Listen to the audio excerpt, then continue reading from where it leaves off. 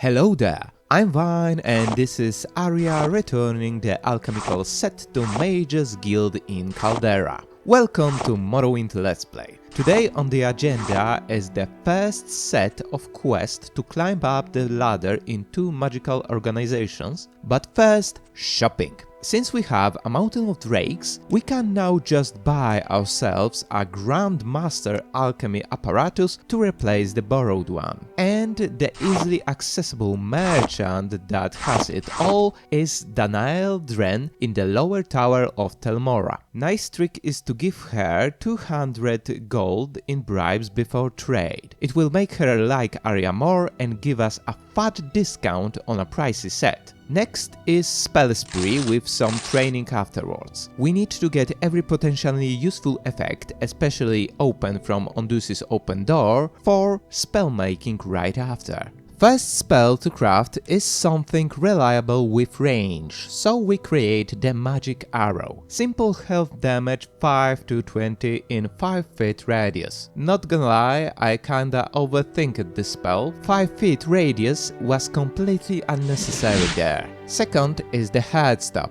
Work in progress powerful spell that combines shock damage with weakness to shock. We need to decide where we actually wanna go with this, because All-Rounder seems to be too heavy on the cast chance. Third and the most important is the Lockbreaker, 100 open on touch. Must have spell to any mage that doesn't wanna rely on scrolls or security skill. Honestly, I recommend creating spell like this to any character with Alteration included in the build. Returning to shopping, the last thing to buy is an attire fitting for a Breton mage. Now Arya finally looks like a lady with proper cement in the mix. Time to go questing. Good friend, this is an honor. Hello Ajira, let's take care of that paper you are writing.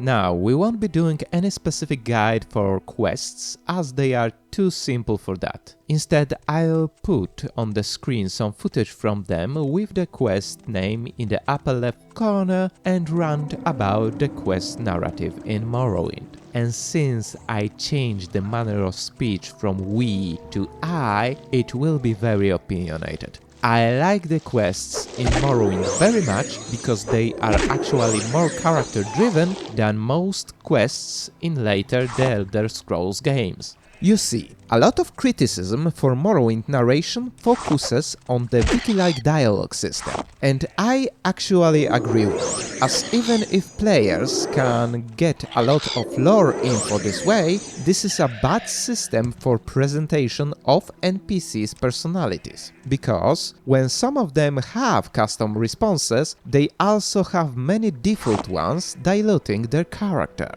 Besides this, narrative interactions with this system are also quite limited, but developers knew this from the start and worked around this hindrance. Writers just had to use other things than dialogue in painting NPC personalities. Besides environmental storytelling, they used quests for this. To be honest, this is not a new or revolutionary thing. If you think about it, it's a basic must-have for creating a good narrative for RPG quests. But since Morrowind writers were forced to focus on it, they naturally did a better job than normal. And now, Ajira's quests are simple fetch quests. All of them go there, bring me that, but none of them feels annoying, tedious or bland. All of them feel like our best study buddy needs help with some research and some mischief on the side,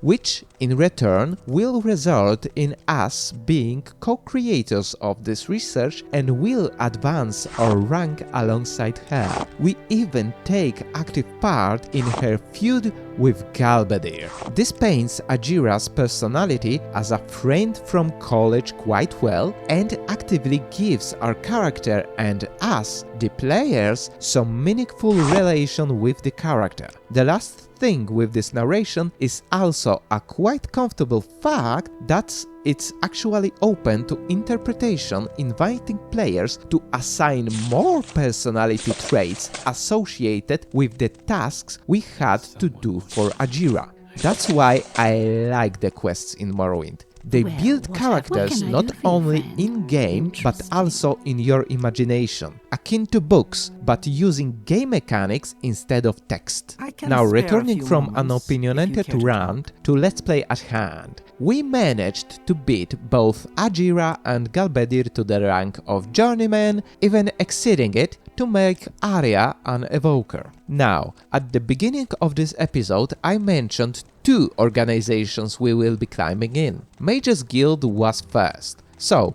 what's the second one?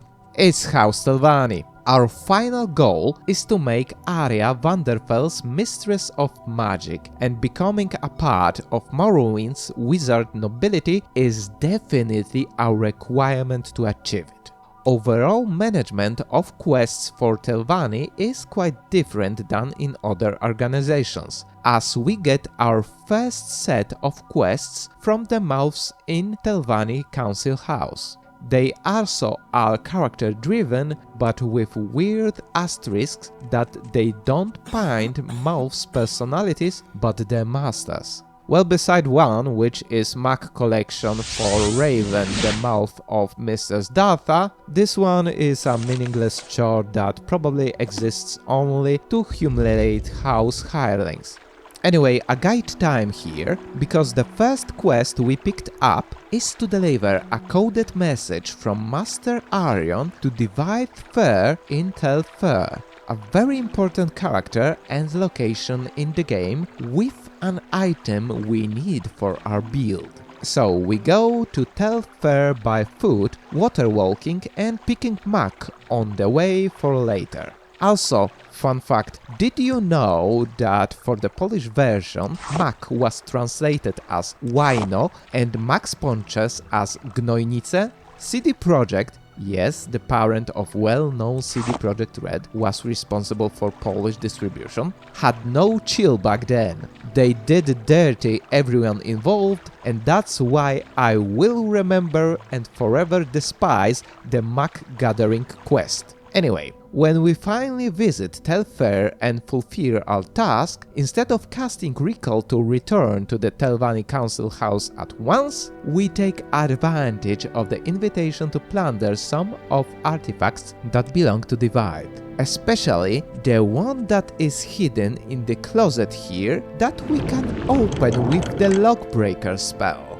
Tada! Kiras of the Savior's Hide with constant effect of resist magicka 60% on self that cumulates with the Breton magicka resist to 110%, making Arya completely immune to all negative magic effects except elemental damage and paralysis. Also, it takes our armor class from 10 to 40 points. This is what the Germans call a Hexpanzer.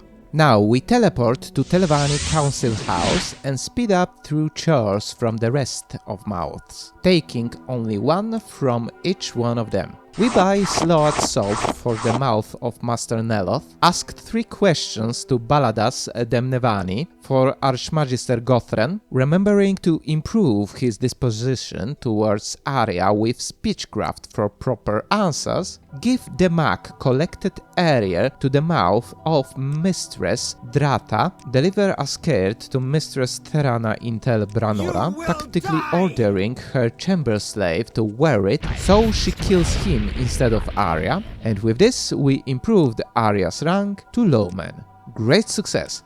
Time to level up to 20th level, wrapping up all our gains for today. If you wanna participate in more Arya's adventures, like, subscribe and leave a comment. Especially appreciated today are comments with robe item IDs, as since we got Savior's Hide, we need to hide this shiny armor under some nice looking robe.